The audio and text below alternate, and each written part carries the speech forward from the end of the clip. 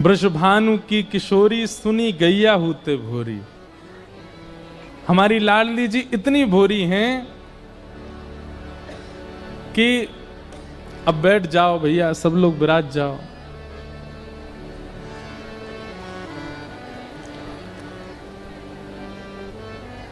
एक बार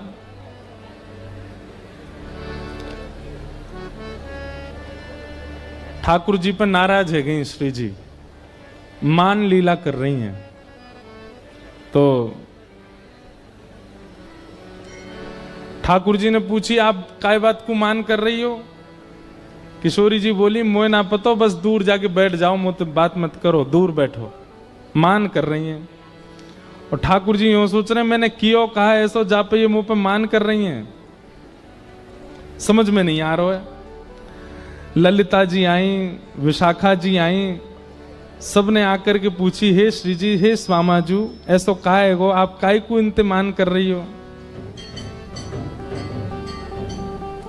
वाह भैया, जय हो तुम्हारी।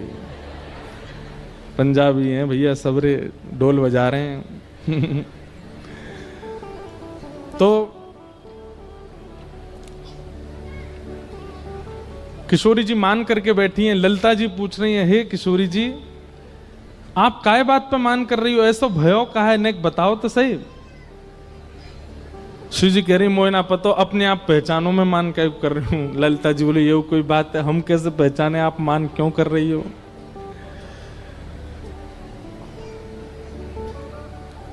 कछु बना के पवा दें, कछु नयो श्रृंगार धरा दें, कैसे करें? आप कैसे मानोगी, कैसे रीझोगी? पर श्री जी नहीं रीझ रही हैं।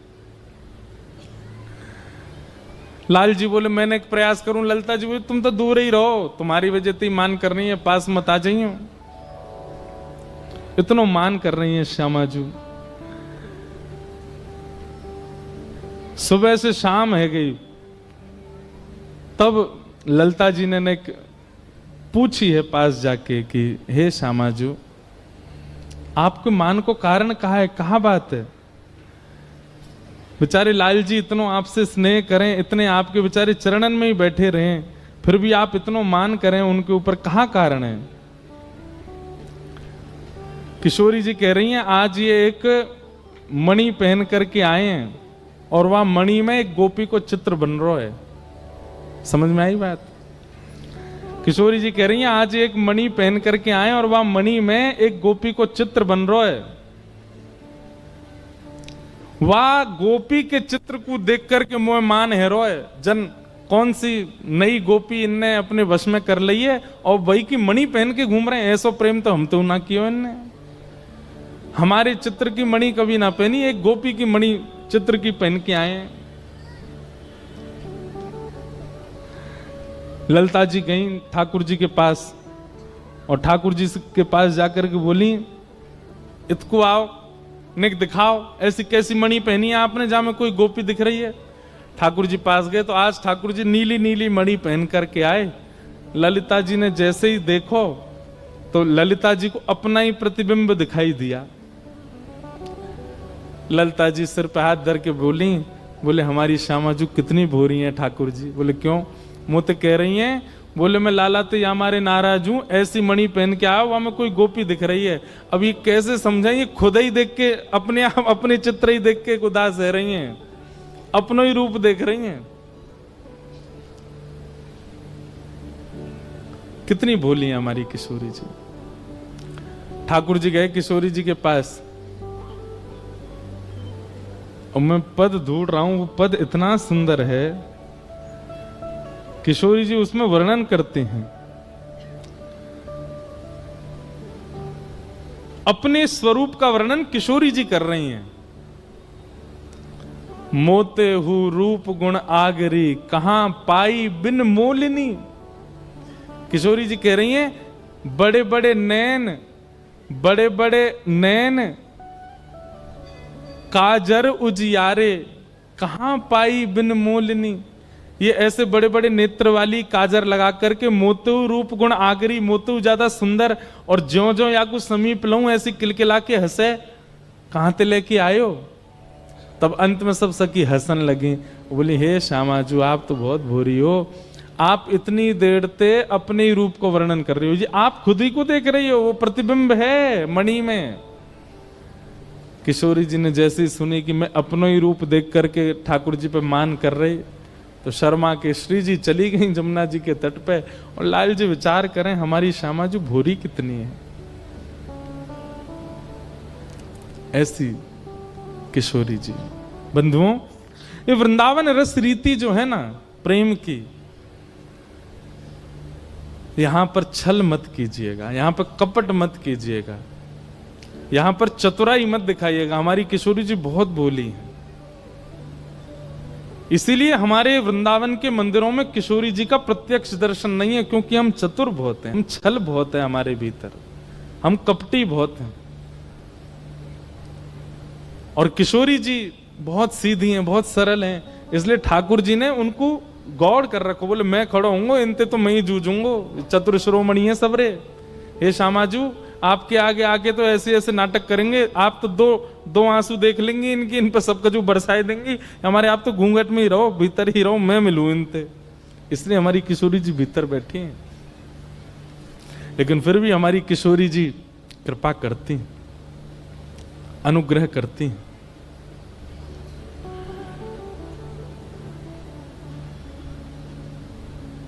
कृपा करती, इसीलिए कहते हैं वृषभानु की किशोरी, सुनी गैया होते भोरी, प्रीत जान के हु थोड़ी, तोहे राखेगी शरण, मन भूल मत जइयो राधा रानी के चरण, श्यामा प्यारी के चरण, महारानी के चरण, मन भूल मत जइयो राधा रानी के। पर छल कपट बाजी छोड़ करके, चतुराई बन के नहीं। हमारी श्री जी बहुत भोरी हैं, उनके सामने सरल बन के जाओ। आज श्री जी का नाम पूरा वृंदावन गा रहा है, और वृंदावन की वजह से पूरा विश्व गा रहा है, पर कहीं कहीं मन में भय होता है। छल से, कपट से, ईर्ष्या से, द्वेष से, राग से आप यदि इस नाम को गाएंगे, श्री जी कृपा तो कर देंगी, पर ठाकुर जी नाराज हो जाएंगे आपसे। पहले छल को विदा करो, पहले सरलता चित्त में लाओ। हमारे वृंदावन में एक सूरदास हुए, ये भी नेत्र नहीं थे, लेकिन ये भी सूरदास थे, इनको सूरदास सब कहते थे। ये वो वाले सूरदास नहीं है अष्टछाप के कवि, तो नेत्र नहीं थे, खूब यश गाया ठाकुर जी का, और ठाकुर जी प्रकट हो गए इनको दर्शन देने के लिए।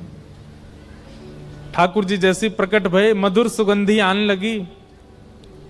सूरदास जी बोले अरे भैया कहां से सुगंधी आ रही है? ठाकुर जी बोले सूरदास तुम्हारो भजन पूरो है गो, अब मैं आ गयो, साक्षात तुम्हारे सामने खड़ा हूं। सूरदास जी तो रोने लगे। ठाकुर जी बोले अरे मेरे प्रकट हैवे पे पूरा विश्व प्रसन्न हुआ, तुम रो रहे हो, क्या बात है? बोले मैंने यूं कही युगल आइयो, दोनों आइयो, आप अकेले काई को आए? ठाकुर जी बोले आंध रो या का पतो कि मैं अकेलो आयो कि श्री जी आई है मेरे संग। तो ठाकुर झूठ बोल दिए, अरे बाबा तुम्हें ना पता, श्री जी बगल में ही बैठी है मेरे, और बोल या हमारे न रही, कछु खा रही हैं, मुंह में कछु है या हमारे बोलना रही हैं, संग में ही आई हैं। सूरदास जी बोले झूठ बोले लाला, मुते झूठ बोल रहा है। ठाकुर जी बोले अरे मैं साची कह रहा हूं, सच में श्री जी बैठी हैं, कछु पा रही हैं, अब उनको विक्षेप ना देना चारो, संग में आई हैं श्री जी मेरे। सूरदास जी बोले मुंह पे प्रमाण है कि श्री जी ना आई। ठाकुर जी बोले कहा प्रमाण है? बोले लाला अगर किशोरी जी आई होती ना तो आते ही सबसे पहले मुंह को नेत्र प्रदान कर देती। वो इतनी दयालु हैं, इतनी करुणामयी हैं, मुंह को इतनी देर बिना नेत्रन के देख ही नहीं पाती।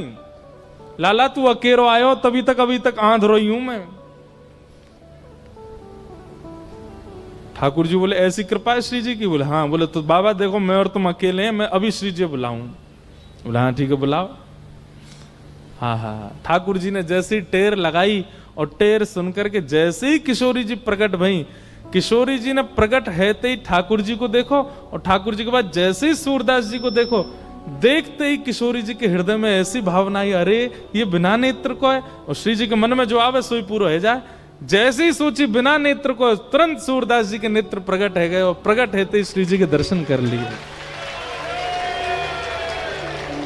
सूरदास जी ने पहले तो दंडवत प्रणाम करी, दोनों युगल की परिक्रमा करी, खूब आरती उतारी, नजर उतारी, चित्त में बसा लिए और सब करवे के बाद अंत में बोले, देख ले लाला, मैंने कही ना श्री जी आती वो इतनी भूरी है, प्रकट हैती सबसे पहले नेत्र देती मुझे। लाला तू 20 मिनट मेरे सामने खड़ो रहो अकेलो, पर श्री जी तो एक क्षण भी ना रह पाई। ये हमारी श्री जी है, ये हमारी किशोरी जी। तो इतने सीधेपन को फायदा ना उठानो। हम तो भैया निवेदन करें कि पहले स्वयं को सत्संग के माध्यम से सहज बनाओ, सरल बनाओ, निष्कपटी बनाओ, अपने आप को ऐसा कर दो कि आप श्री जी के सामने जाएं, उनको कहीं आपके हृदय के भाव से पीड़ा नहीं हो जाए।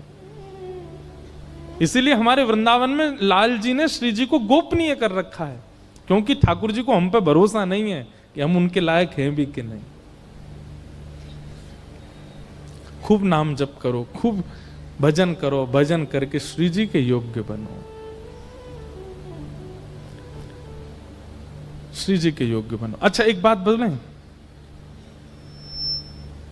ऐसा कौन सा अवगुण है, देखो अवगुण सबके अंदर है, मेरे अंदर भी है, आप में भी है, सब में है, हम सब में अवगुण है, इसीलिए हम मानव हैं। पर ऐसा कौन सा अवगुण है जो सबसे ज्यादा अप्रिय है, उसको तो कम से कम निकालें, बाकी के अवगुण धीरे धीरे भजन मार्ग से ठीक हो जाएंगे। सबसे अप्रिय अवगुण कौन सा है किशोरी जी को? ईर्ष्या। कौन सा? ईर्ष्या। ईर्ष्या कब होती है? जब किसी की श्रेष्ठता आप सुनते हैं, किसी की श्रेष्ठता आप देखते हैं, किसी की श्रेष्ठता आपको पता चलती है, तुरंत मन में क्या होता है? ईर्ष्या आ जाती है। और आप जब भी देखना, ईर्ष्या सबके चित्त में आई है, हमारे चित्त में भी आ जाती है, आपके भी आ जाती है। पर ईर्ष्या जब चित्त में आती है ना, आप देखना, आप हंसोगे, मुख से तो हंसोगे, पर मुख आपका बता रहा होगा सामने वालों को कि हंस नहीं रहा है। आप बोल तो रहे होगे अच्छा, पर उसका भाव पूरा पूरा गलत ही जा रहा होगा। सबसे बड़ा मुखौटा है हमारे मुखमंडल पर ईर्ष्या। क्यों? चित्त में कुछ है, मुख से कुछ निकलवाता, और श्री जी को ये बिल्कुल प्रिय नहीं है। तो क्रोध है, लोभ है, द्वेष, क्रोध है, लोभ है, अहंता है, ममता है, चिंता है, आदि आदि और भी दोष हैं, काम है, आदि आदि। इन सब दोषों को बाद में देखेंगे, बाद में छेड़ेंगे, पहले ईर्ष्या निकालो। ईर्ष्या निकालने के बाद आप कम से कम श्री जी के नाम गाने लायक बन जाओगे। सामने जाने लायक तो फिर भी नहीं हो, पर हां, किशोरी जी का नाम गाने की, नाम गाओ और चित्त में श्री जी प्रकट हों, ये होता है नाम गान। नाम गान का मतलब ये नहीं श्री राधा श्री राधा श्री राधा कह रहे हैं, बस कहने मात्र से तो केवल जीवाणु पवित्र हो जाएंगे, पर श्री राधा कहा और तभी तप्त कांचन गौरांगी चित्त में प्रकट हो गई किशोरी जी, ये होता है नाम गान का मतलब। जैसे ही कहा मधुसूदन, तुरंत मधुसूदन चित्त में प्रकट हो गए। जैसे ही कहा मदन मोहन, तुरंत मदन मोहन रूप चित्त में प्रकट हो गया। गिरधर गोपाल, तुरंत भुजा ऊपर धारण किए श्री ठाकुर जी चित्त में प्रकट हो गए। ये होता है नाम गान का मतलब। तो नाम गान की स्थिति तब प्रारंभ हो जाएगी जब ईर्ष्या चली जाए। दर्शन की स्थिति के लिए तो बहुत यत्न करने पड़ेंगे, हमें सरल बनना है, सहज बनना है, तब जाकर के श्री जी की कृपा प्राप्त हो। ऐसी हमारी किशोरी जी। तो अनेक चरित्र हैं भागवत में। आज मेरा मन था कि मैं भागवत का एक विषय कहकर के कथा विराम दूं, जहां पर भक्तों के लक्षण बताए गए हैं। कल मुझसे कोई कह रहा था कि महाराज जी, कम से कम गुण ही बता दो कौन कौन से होने चाहिए हमारे अंदर, जिससे ये सिद्ध हो कि हम भक्त हैं कि नहीं है, हमारे अंदर कहीं अभक्तता तो नहीं। क्योंकि तिलक, कंठी, नाम ये तो सबके पास है, परंतु भक्त का मूल स्वरूप क्या होता है, ध्यान से सुनो। श्रीमद् भागवत जी में कहते हैं उत्तम, मध्यम और साधारण 3 प्रकार के भक्त होते हैं। उत्तम भक्त का लक्षण यदि आप में है तो बहुत अच्छी बात है, लेकिन यदि मध्यम भक्त का लक्षण है तो प्रयास कीजिए उत्तम बनो, और सामान्य भक्त का लक्षण है तो प्रयास करो मध्यम बनो। सुनिएगा, तीनों लक्षण हम बताएंगे। उत्तम भागवत का लक्षण क्या है? सबसे पहला, श्रीमद् भागवत में नवयोगेश्वर संवाद है, बहुत सुंदर है, और उसमें ये बात कहते हैं सर्वभूतेषु यः पश्येत् भगवद भावमात्मना भूतानि भगवत्यात्मन् एष भागवतोत्तमः। सबसे पहला, थोड़ा कठिन है लेकिन सुनो, उत्तम भागवत कौन? अच्छा, उत्तम भागवत यदि मैं कहूं, उत्तम भागवत मतलब उत्तम भक्त। उत्तम भक्त यदि मैं कहूं तो उत्तम भक्त से आपको यह अर्थ लगाना है जो हरि को प्रिय हैं। समझ रहे हैं बात? एक होता है हरि जिनको प्रिय हैं, और एक होते हैं हरि को जो प्रिय हैं। तो मध्यम और साधारण भक्त जो हैं इनको हरि प्रिय हैं, पर उत्तम भागवत जो हैं ये हरि को प्रिय हैं। हमारा उद्देश्य क्या है? हमको हरि प्रिय लगे, ये तो सबको ही लगते हैं, पर हरि को हम भा जाएं, हरि को हम प्रिय लगे, उनको हम भा जाएं। तो उत्तम भागवत हरि को जो प्रिय हैं उनके लक्षण कैसे हैं? बोले सर्वभूतेषु यः पश्येत् भगवद भावमात्मनः। जो जहां दृष्टि घुमाता है, हर स्थिति में, हर परिस्थिति में, हर व्यक्ति में भगवत गुण का दर्शन करता है। जैसे हम यहां सिड्डी से उतरे, और जैसे सिड्डी से उतरे तो पाम फिसल गया, रिपट गए, मुंह के बल गिरे। डॉक्टर के पास गए तो डॉक्टर ने कही कि भैया आपके ये चोट लगी है, अब 2 महीना बेड रेस्ट करना है। संसारी व्यक्ति क्या विचार करेगा? संसारी व्यक्ति विचार करेगा पता नहीं इस दिन किसका मुंह देखा था, पता नहीं मेरी शनि की 7.5 शुरू हो गई है। ज्योतिषाचार्य जी से पूछवा रहे हैं भैया कुछ दिन से हमको लग रहा था पैसा भी नहीं आ रहा है, जॉब भी बढ़िया नहीं चल रही, बिजनेस में भी ठप था, और नीचे गिर और गए, किसी की नजर लग गई है। ये संसारी व्यक्ति सोचेगा, पर भक्त क्या सोचेगा? बोले ओहो ठाकुर जी यूं सोच रहे, दारी के बहुत डोले इधर उधर, न कहूं आराम ना करे, चल अब 2 महीना यही बहाने ते लेट हो रहे बेड पे, उठियो मत। जो तू तन को रोग लगावे, जो तू तन को रोग लगावे, ओढ़ रजाई सो जाऊं, जो तू तन को रोग लगावे, ओढ़ रजाई सो जाऊं। उत्तम भागवत का लक्षण क्या है? वो हर स्थिति में भगवत कृपा ही देखता है, उसके अंदर नकारात्मक भाव ही नहीं आता। आज पूरे दिन भोजन नहीं मिला, जबकि पंजाब में ऐसा हो नहीं सकता, पर मान लो आज पूरे दिन भोजन नहीं मिला, आपने क्या सोचा? आज पता नहीं कैसा दिन है, आज अन्न नहीं गया, एक अन्न का दाना, आज तो एकादशी भी नहीं है फिर भी अन्न का एक दाना नहीं गया, पता नहीं क्या हमारे किसका मुंह देखा, क्या हो गया, क्या आप सगुन, आदि आदि जो भी बात।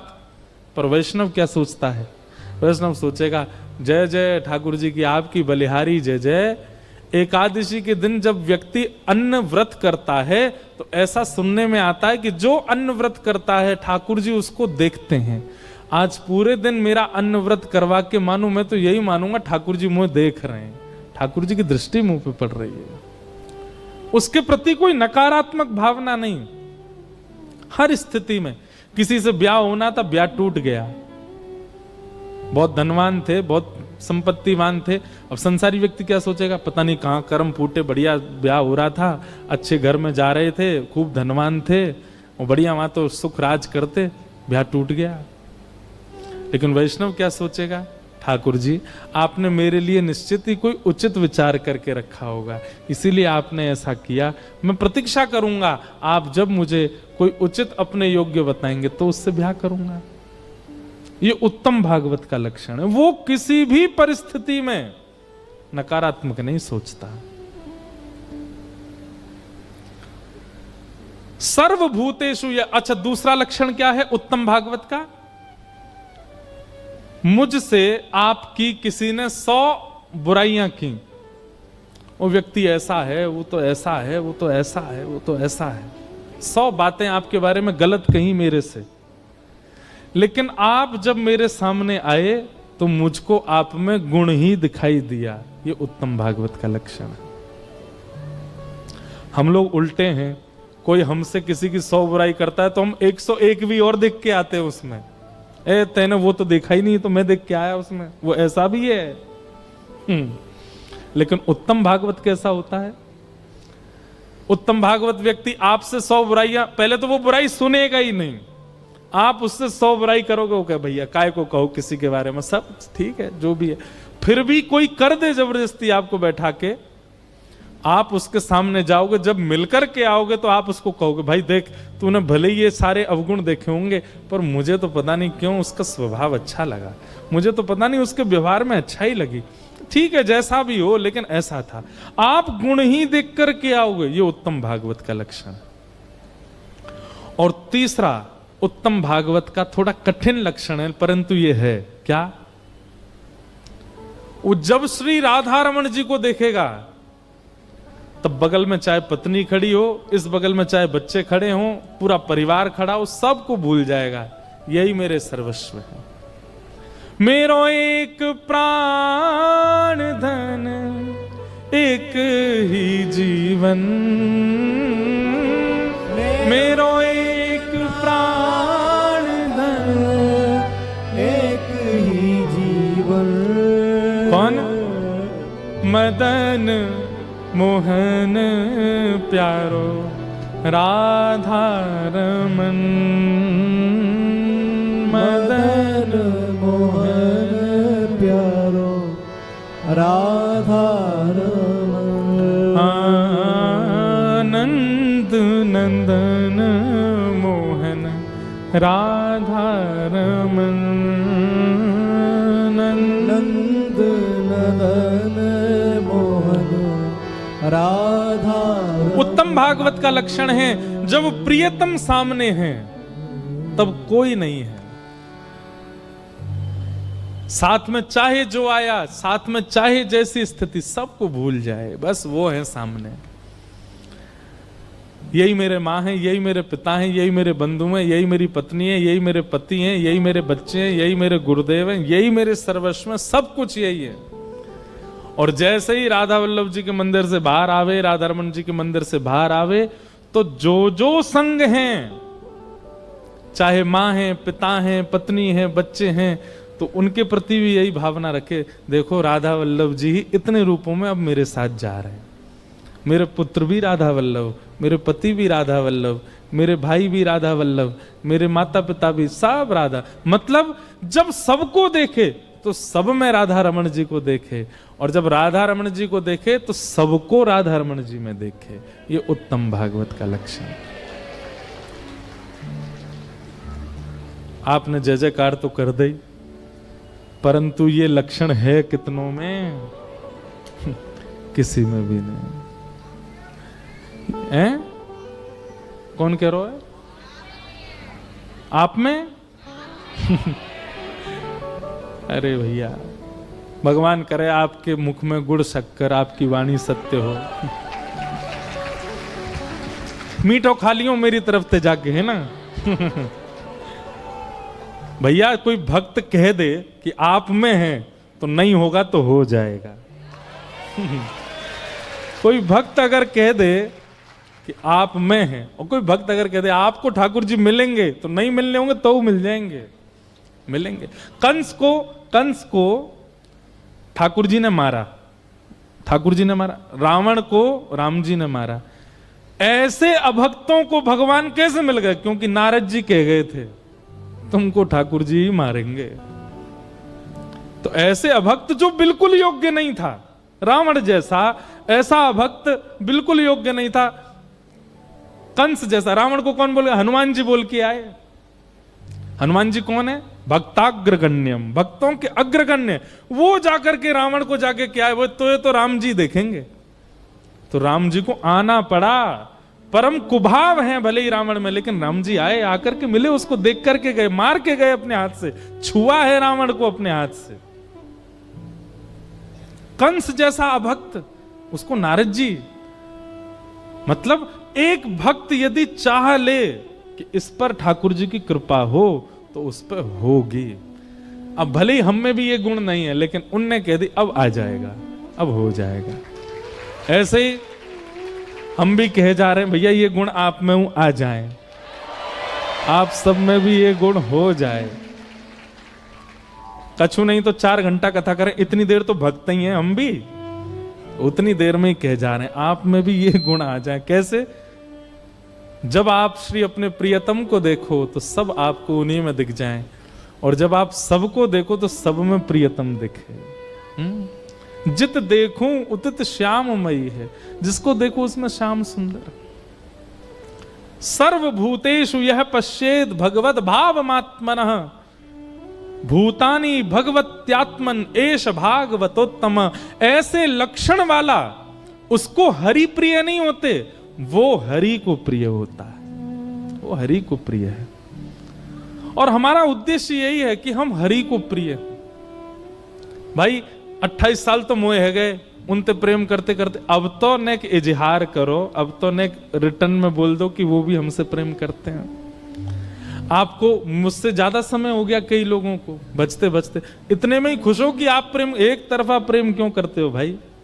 अब प्रतीक्षा करो ना, वो भी तो बोले कभी, राधा वल्लभ जी भी कभी कहें भैया तू मुझको प्रिय है, तू मुझको बढ़िया लगे, तू मुझको भाव है।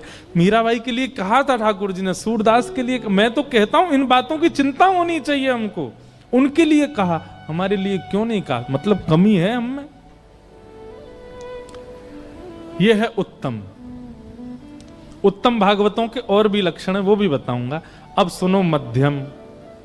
मध्यम कौन से हैं? ईश्वरे तदधीनेषु बालशेषु द्विषस्तु च प्रेम मैत्री कृपापेक्षा या करोति समध्यम। मध्यम भागवत का लक्षण क्या है? ईश्वरे तद अधीनेषु, प्रेम करता है ठाकुर जी में। बहुत ध्यान से सुनो, प्रेम करता है ठाकुर जी से, और तद अधीनेषु, जो ठाकुर जी को भजने वाले हैं उनसे प्रेम नहीं करता, उनसे मैत्री करता है। मतलब इसके संबंध में थोड़ा भेद आता था। ठाकुर जी से प्रेम, ठाकुर जी को भजने वालों से मैत्री, और ठाकुर जी की उपेक्षा करने वाले, जो ठाकुर जी को भजते नहीं, ठाकुर जी को मानते नहीं, ठाकुर जी के सामने आते नहीं, उनसे क्या करता है? दूरी बना लेता है, उपेक्षा कर देता है। इसके अंदर थोड़ी भेद दृष्टि है, और वो भेद दृष्टि कैसी है? ये त्याग करता है, जो हरि का नहीं हम उसके नहीं, ऐसी त्याग दृष्टि इसके चित्त में होती है। और सूरदास जी महाराज इस बात को कहते हैं, तजोरे मन हरि विमुखन को संग, जाके संग कुमति उपजत है, पड़त भजन में भंग।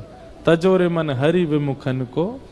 अब देखो, कल हम मीराबाई के चरित्र में सुन रहे थे, कितने वर्षों तक पति के चले जाने के बाद भी मेवाड़ नहीं छोड़ा मीराबाई ने। रही, अपने देवर और अपने ननद के दिए गए दुखों को भी सहती रही उनके पास। क्यों? उत्तम भागवत है। लेकिन जब मीराबाई के कारण किसी अन्य के परिवार पर संकट आने लगा, तब मीराबाई ने विचार किया अब मेरा रहना यहां पर उचित नहीं, तब उन्होंने त्याग किया। परंतु हम उत्तम भागवत नहीं है ना, हम मध्यम है, इसलिए हम क्या करते हैं, जो हरि विमुख हैं उनका हम त्याग करते हैं। हरि से प्रेम, हरिजनों से मैत्री और हरि विमुखों का त्याग, ये तीन स्थिति हैं। पर उत्तम की तो तीनों में एक है, वो तीनों से ही प्रेम करता है, तीनों के प्रति सम रहता है। पर मध्यम इन तीनों में ये भेदभाव रखता है। और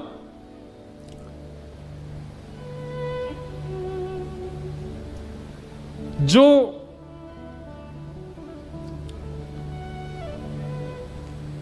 बाल हैं, मतलब अबोध हैं, एक तो होता है कि जानते हुए भी ठाकुर जी के समीप नहीं जाते, और एक होता है वो जानते ही नहीं है, उनको कोई बताने वाला नहीं है। ऐसे लोगों को बैठ करके ठाकुर जी की लीला सुनाते हैं, उन पर कृपा करते हैं, उनको बताते हैं। तो चार प्रकार के संबंध हैं, ठाकुर जी से प्रेम, ठाकुर जी के जनों से मैत्री, ठाकुर जी के विमुखों का त्याग, और ठाकुर जी के प्रति बाल भाव, मतलब उनको ना जानने वालों पर कृपा। ये चार दृष्टि वो रखते हैं। मध्यम में मैं और आप हम सब हैं, क्योंकि हम प्रेम उनसे करते हैं, मैत्री हरिजनों से करते हैं, और कहीं ना कहीं हम हरि विमुखों का त्याग करते हैं, और जो नहीं जानते उनको बताते हैं।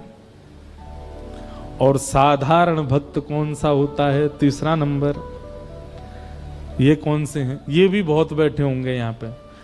भक्तों में अधम नहीं होता, साधारण होता है, साधारण, मध्यम और उत्तम। साधारण भक्त कौन सा है कि अर्चायामेव हरे पूजाम यश्रद्धये हते न तद्भक्तेषु चान्येषु सभक्त प्रकृत स्मृत। ये भक्त कौन से हैं? बोले केवल ठाकुर जी की मूर्ति में विश्वास रखते हैं, मुझे शंकर जी पे दूध चढ़ाना है, भक्त जाएं कहीं भी, या मैं कोहनी मार या को सिर नीचे कर, मेरो दूध पहले चढ़ना चाहिए। केवल और केवल मूर्ति पूजा में निष्ठा है। कथा भागवतों को ये हमको क्या ज्ञान देंगे हैं? खुद को मिल गए भगवान, हमको मिलवाएंगे ये? हम तो इसी में राजी हैं, लो भाई फूल चढ़ाएंगे, पुष्प चढ़ाएंगे। ठाकुर जी में भक्ति करते हैं, पर ना तो धाम के प्रति निष्ठा रहती, ना कथा के प्रति निष्ठा रहती, ना भक्तों के प्रति प्रेम रहता। केवल और केवल ठाकुर जी के अर्चा विग्रह को ही सब कुछ मानते हैं और कुछ नहीं। एक बार हम कहीं मंदिर गए, तो अब स्वाभाविक है वीवीआईपी हम जाने की कोशिश तो नहीं करते, पर हाँ सब लोग ले जाते हैं, चलो महाराज जी आगे से करवाना। हम एक बात कहते हैं, स्वयं पैसा देके के प्रयास करना नहीं चाहिए वीवीआईपी का, लेकिन कोई खुद करवावे तो छोड़ना नहीं चाहिए। कोई अगर खुद ही व्यवस्था कर रहा है, मंदिर परिकर के ही लोग आ जाए, आओ महाराज जी आगे से दर्शन करो, तो पीछे काहे को रहो, ठाकुर जी खुद बुला रहे हैं, अपने चेलान ने भेज रहे हैं, चल आगे आ। लेकिन पैसा खर्च कर रहे हैं और पहले से नोटिस भिजवा रहे हैं, हम आ रहे हैं, हमारी वीवीआईपी, ये गलत है। ठाकुर जी ने नहीं बोला, तुम खुद जा रहे हो। लेकिन मंदिर परिकर, अब हम तो कहीं ज्यादा, पुजारी जी खुद ही बोला महाराज जी आप आगे आओ। तो एक बार कहीं मंदिर में हम जा रहे, तो हमारे आगे एक भक्त थे, उनको किसी ने कहा भैया एक साइड है, जाओ महाराज जी दर्शन। बोले कौन है? अरे महाराज जी वृंदावन। कौन से महाराज जी हैं? अरे कोई बात नहीं भैया। मैंने की कोई बात नहीं भैया, तुम करो। नहीं ये भी तो भक्त ही है ना, हम यहाँ इतनी देर से लाइन में, इनको पहले दर्शन करा दें। मैंने अरे भैया लड़काई करो। नहीं आप जैसे लोगों ने सब, अरे वाने मुझ 100 सुना दें। मैंने भैया तू कर ले दर्शन। और फिर ठाकुर जी के सामने खड़ा हो गया, और खड़ा होकर के खड़े ही रहा। अब उसको सब कहें आगे, बोले नहीं मेरी स्तुति चल रही है, अभी पहले पूरी करूंगा मैं। अब मैंने की कोई बात नहीं, मैंने भागवत जी में ऐसों का भी वर्णन है। उसके लिए ये बात नहीं कि वो क्यों नहीं बढ़ा, पर भाई थोड़ा मंदिर में हो तो प्रेम से तो बोलो। लेकिन उनकी श्रद्धा केवल अर्चा विग्रह में, उसके अलावा सब उनके लिए खाक बराबर, किसी से कोई मतलब नहीं। ऐसे कौन हैं? इनको कहते हैं साधारण, और ठाकुर जी को प्रिय नहीं होते। एक कथा आती है सूरदास मदन मोहन, किनकी? आज बड़े सूरदास आ रहे हैं, ये तीसरे सूरदास हैं। इनका नाम है, इनका असली नाम है सूरध्वज। क्या नाम है? सूरध्वज। तो इस मदन मोहन जी के शिष्य मदन मोहन जी के दर्शन करते थे सूरध्वज जी। तो ये रोज ठाकुर जी के सामने खड़े होके कहते, हे नाथ मुझ पे कृपा करो। बोले कैसी कृपा? भक्तन की पनही को रक्षक कहाऊं। पनही किसको कहते हैं? पादुका, चप्पल को कहते हैं पनही। तो ये क्या कहते ठाकुर जी से? भक्तन के चरणन का नहीं, भक्तन की पनही को रक्षक कहाऊं। आपके भक्तन की पादुकान की सेवा करने को अवसर मिला, चरणन की सेवा के योग्य नहीं हूं मैं। एक महात्मा इनकी बात सुन रहा था, बोले आके यहां पे ऊंचे ऊंचे स्वर में गाता है भक्तन की पनही को रक्षक, कल बताऊंगा इसको मैं।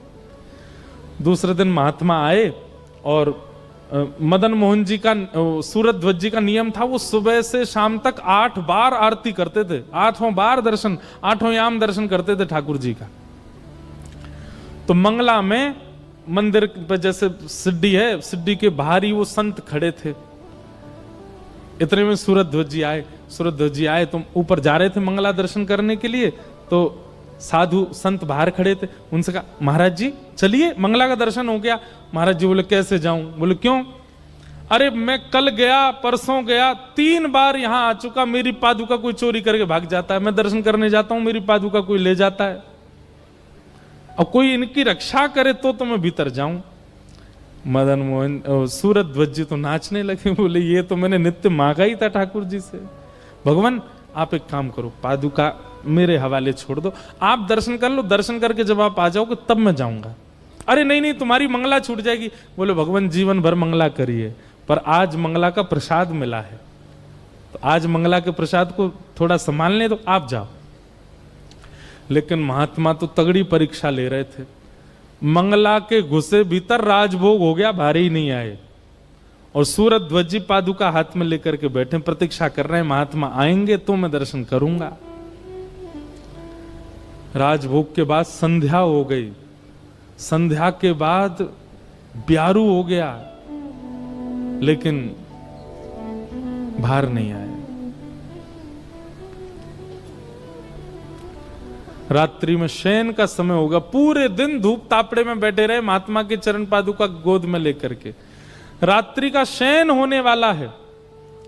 जिस भक्त का नित्य का नियम है दर्शन करने का, आज वो सुबह से दर्शन ही नहीं कर पाए मदन मोहन जी के। और साधु अंदर खिड़की से झांक रहे हैं, बोले अब ये विचलित होगा, अब ये विचलित होगा, पर मदन मोहन जी तो ऐसे ही बैठे रहे, सूरध्वज जी ऐसे ही बैठे रहे। जब रात में शयन हो गई, कपाट बंद हो गए, तब महात्मा निकल के आए।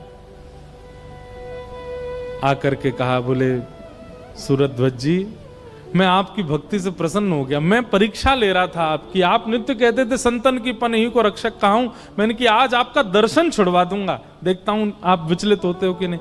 पर आप तो बिल्कुल विचलित नहीं हुए, मेरे पादुका लेके बैठे रहे। सूरध्वज जी बोले वर्षों तक जो दर्शन किया ना, आज उसका प्रसाद मिला कि आपके ये युगल पादुका मुझे प्राप्त हुई।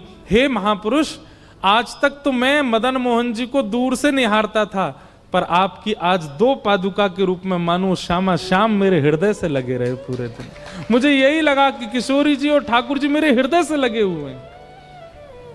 और पादुका लेकर के पहना दी, और पहना करके बोले अब आज दर्शन तो हुए नहीं पूरे दिन, तो बंद दहली को ही प्रणाम करूं। जैसे ही सूरध्वज जी ने प्रणाम किया, तो आज पृथ्वी पर जो पत्थर है उसका स्पर्श नहीं हुआ, सुंदर सुंदर पैर के नखों का स्पर्श हुआ। और जैसे ही आपने आंख खोल करके ऊपर देखा, तो साक्षात श्री मदन मोहन लाल जी खड़े थे और सूरध्वज जी को दर्शन दे रहे थे। भक्तन की पनही को रक्षक कहाऊं। मदन मोहन सूरदास जी को, सूरध्वज जी को अपने हृदय से लगा लिया। ठाकुर जी ने बोले तुम्हारी भक्त सेवा से आज मैं प्रसन्न हो गया, और उनको निकुंज में लेकर के ठाकुर जी चले गए। तो केवल ठाकुर जी में निष्ठा है, बाकी भक्तों से लड़ रहे हैं, झगड़ रहे हैं, किसी को कोहनी मार रहे हैं, ये मेरी जगह में तो यहीं रहूंगा, मैं तो यहीं से दर्शन करता हूं, मैं तो इतनी देर ही रहता हूं। इस प्रकार की भावना, जो अपनी नियम के आगे दूसरों पर लड़ते हैं, झगड़ते हैं और बस केवल प्रतिमा में ही पूरी विश्वास रखते हैं और किसी में कोई भावना नहीं रखते, ऐसों को साधारण भक्त कहते हैं। ऐसे लोग हर घर में होते हैं। उनको संत महात्मा, महापुरुष, वक्ता, कथा आदि इन सब से कोई मतलब, केवल और केवल ठाकुर जी की प्रतिमा सेवा में ही पूर्ण निपुण रहते हैं। तो ये 3 प्रकार के, उत्तम, मध्यम और साधारण। अगर हम साधारण हैं तो हम प्रयास करें कि हम मध्यम बने। आप में से कोई ऐसा है जो साधारण है, जिसको केवल ठाकुर जी बढ़िया लगते हैं, बाकी कोई बढ़िया नहीं लगता? अब प्रयास करो कि वो मध्यम बने, और यदि मध्यम हो तो अब उत्तम बनो। और उत्तम मतलब ठाकुर जी के प्रिय बनो, ठाकुर जी के प्रिय बनने का प्रयास करो। ऐसी भावना है। आइए आज कथा को विश्राम देते हैं एक सुंदर भाव किशोरी जी के चरणों में। हे सुन राधिका दुलारी, तेरे द्वार का भिखारी हूँ मैं, शाम का पुजारी, पीड़ा है हमारी हमें, श्याम ना मिला हमें, श्याम ना मिला हमें, श्याम ना मिला हमें, श्याम ना मिला। सब लोग हे सुने राधिका दुलारी, सुने राधिका दुलारी, तेरे द्वार का भिखारी, तेरे द्वार का भिखारी, तेरे शाम का पुजारी, पीड़ा है हमारी हमें, श्याम ना मिला हमें, श्याम ना मिला श्याम ना मिला हमें, श्याम ना मिला। बोलो वृषभानु दुलारी की।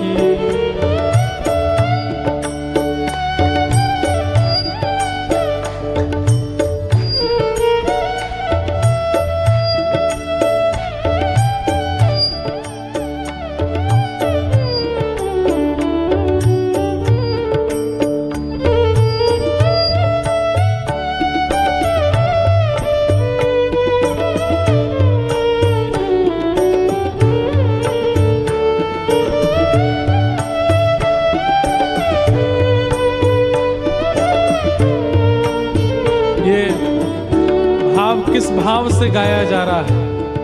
हम इतने भक्तों के चरित्र सुन रहे हैं। हे श्यामा जी, सब पर आप दोनों युगल कृपा कर रहे हो, पर हम पर कब करेंगे ना? जैसे सूरध्वज मदन मोहन सूरदास पर कृपा की, जैसे रत्नावती पर कृपा की, भक्तिमती मीराबाई पर कृपा की, सब भक्तों पर कृपा की, हम पर भी कभी कृपा करो। हम सोचते थे कहाँ कहीं कुंजन में होगा, सोचते थे कहाँ कहीं कुंजन में होगा, हम सोचते थे कहाँ कहीं कुंजन में होगा, सोचते थे कहाँ कहीं कुंजन में होगा। अभी तो मिलन का हमने सुख नहीं होगा, अभी तो मिलन का हमने सुख नहीं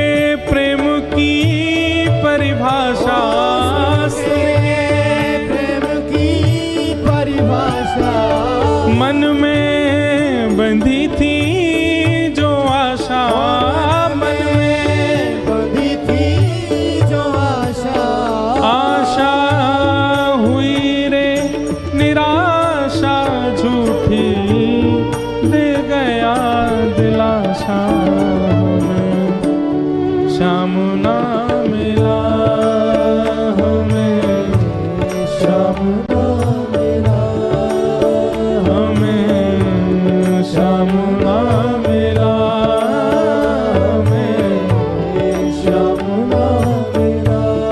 हे सुने राधिका दुलारी, राधिका दुलारी, तेरे द्वार का भिखारी, तेरे द्वार का भिखारी, तेरे श्याम का पुजारी, एक पीड़ा है हमारी, श्याम ना मिला हमें, श्याम ना मिला श्याम ना मिला, श्याम ना मिला। ओ देता है कन्हाई जिसे प्रेम की दशा, देता है कन्हाई जिसे प्रेम की दिशा, ओ सब विधि उसकी लेता है परीक्षा, सब विधि उसकी लेता है परीक्षा, सब विधि उसकी लेता है परीक्षा, सब विधि उसकी लेता है परीक्षा, कभी निकट बुलाए, कभी निकट बुलाए, कभी दूरियां बढ़ाए, कभी दूरियां बढ़ाए, हो कभी निकट बुलाए, कभी निकट बुलाए, कभी दूरियां बढ़ाए, कभी दूरियां बढ़ाए, छलिया हाथ नहीं आए, छलिया हाथ नहीं आए, श्याम ना मिला हमें, श्याम ना मिला हमें, श्याम ना मिला हमें, श्याम ना मिला। हे सुन राधिका दुलारी, राधिका दुलारी, तेरे द्वार का भिखारी, तेरे द्वार का भिखारी, तेरे श्याम का पुजारी, एक पीड़ा है हमारी, श्याम ना मिला हमें, श्याम ना मिला हमें, श्याम ना मिला हमें, श्याम ना मिला हो हमें श्याम